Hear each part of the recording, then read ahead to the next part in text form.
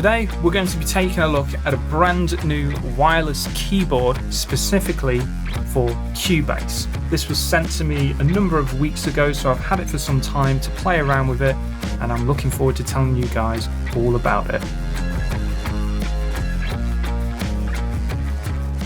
So let's talk about some of the features. Starting off with, the keyboard has a solid aluminium housing. It's extremely durable and doesn't really have an awful lot of flex in it at all. It's also very light, weighing in at around 600 grams, and the profile is extremely thin. At its tallest point, I think it's about 10.65 millimeters. So it's great for a travel keyboard, sturdy, durable, lightweight, compact. Stick it in your bag, away you go. This is the UK version of the keyboard and has 109 different keys, which use a scissor switch mechanism. Now, for someone that's always been used to using mechanical keyboards with Cherry MX Reds, it can be a bit of a change, but I actually really like the feel of this.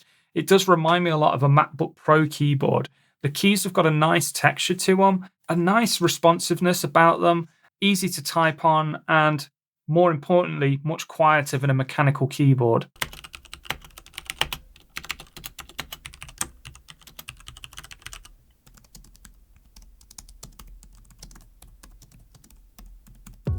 The keyboard uses Bluetooth 5.0 to connect to your Windows or Mac OS system. Setup is really easy. As soon as you turn the keyboard on, it'll be in pairing mode, and then you just open up the Bluetooth settings on your system and connect to the keyboard. It will automatically detect which OS it's paired with and adjust the keys accordingly, which is super useful. The other really amazing feature of this is that it has 3 different Bluetooth profiles that you can program at the top. So for me, I've got profile 1 to work with my Windows system, and then when I'm not working on this and I want to take the keyboard with me to work on my Mac, I can just switch over to profile 2, and it's already been set up. It will connect, it will detect it's using a Mac, change the keys over, and away we go. The keyboard also has backlit keys with 3 different brightness settings. So here we have low, medium, and then high.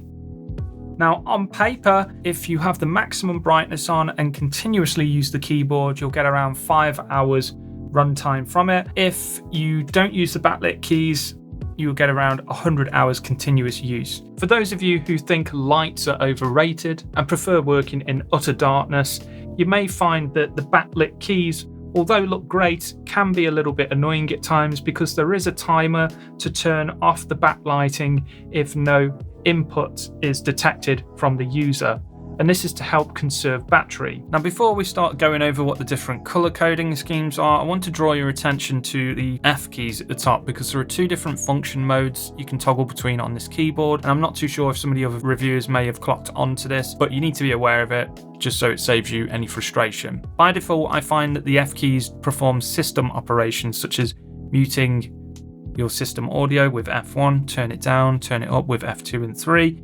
If you've got your media player open, rewind, play, pause, and fast forward with F4 to 6, etc, etc. Now in Cubase, when you're working, let's say I want to open up the mixer and I press F3, well, it's not going to do so unless you hold the function key and press F3. But then you're performing unnecessary finger dances just to do things. If you hold the FN key, then press the function lock key up here, it'll now change it over, and that means we can, use the F keys as normal inside of Cubase. So in terms of the color coding, green is general view and navigation inside of Cubase. So things like going through your tracks or selecting different events, that kind of stuff, page to the top, to the bottom, tab through the different focus zones, that kind of thing.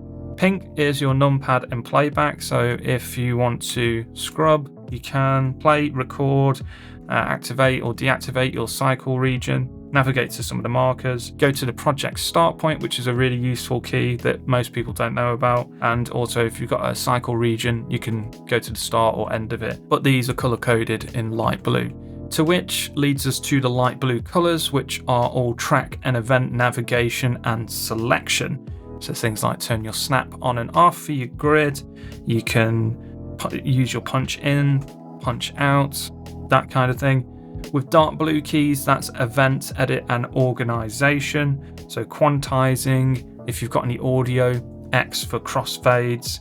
It's all clearly labelled for you. With orange, this is record and playback essentials. Okay, so your metronome, your mute, solo, record enable as well. If you multi-select tracks, you can do a mass record enable.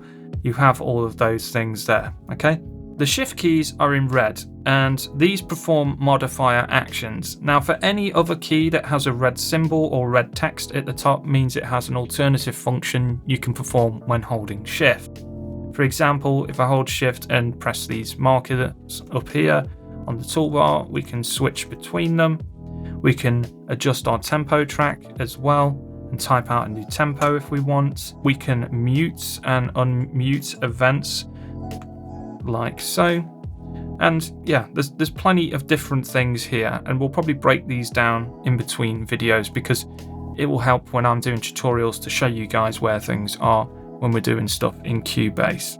What are my thoughts on this keyboard now I've had it for a few weeks? Well, it was sent to me by Editor Keys for free to do a review on, but don't let that sway you. I always like to be fair with my reviews. So let's start off with the negatives. Price. Although it's very expensive, and many of you will be like, why would I spend that much on a keyboard? You can get alternative stickers and keyboard covers that go over the top that are much cheaper. However, in my experience, stickers are a waste of time. They always sort of rub off and parts of them peel over. It just makes a sticky mess all over the place that you've got to clean up. With keyboard covers, the only way I can describe them is like chucking a jellyfish on your keys and then trying to type on it. It just takes away from the tactile feel, in my opinion, or maybe I've just always used rubbish key covers. The only other negative thing I can talk about with this keyboard might be more so related to this particular unit that was sent to me, and not necessarily a reflection of the released units available now. But I've had an issue with Bluetooth. Nothing major, but it's just a little bit inconvenient. When I'm working on my Windows machine, when I finish and power it down, if I've left the keyboard on, the next time I boot up Windows, the keyboard will connect, but it won't recognize the Windows OS and default to the Mac OS bindings. To fix this, what I'd have to do is just simply click on a different Bluetooth profile, then switch back to the original Windows one. It will update and work as intended. I've reached out to the developer about this, and they did suggest doing a factory reset on the keyboard. But even after doing this, I'm still getting the same behaviours. So I'll be back in touch with them to see if we can figure out what the problem is, and I'll do an update video later down the line if we can get it resolved.